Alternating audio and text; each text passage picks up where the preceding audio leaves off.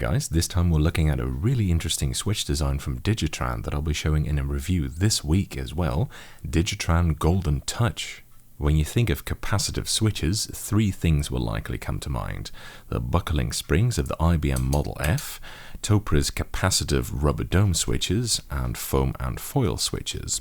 All these switches have a capacitive element, a flipper in the case of the Model F, a conical spring for Topra, and a foil disc in the case of foam and foil, plus some sort of an external return force part, a buckling spring, a rubber dome, or an external spring or buckling sleeve in the case of the foam and foil switches.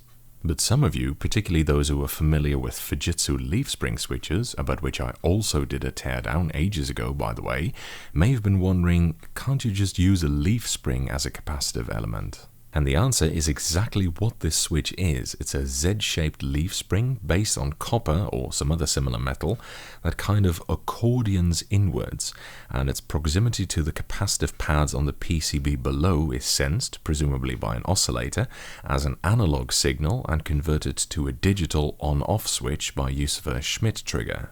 The leaves in these switches are somewhat fragile, and you should definitely be careful when handling them.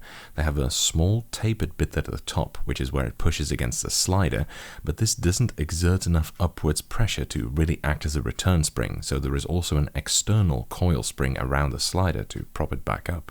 The sliders themselves are clip-in and are mounted in an aluminium mounting plate above the PCB. Here's what a single module looks like. The mount is block-shaped and interchangeable with Honeywell keycaps. Being capacitive, it has inherent N-key rollover, and it had a specified lifetime of as many as 250 million operations per key.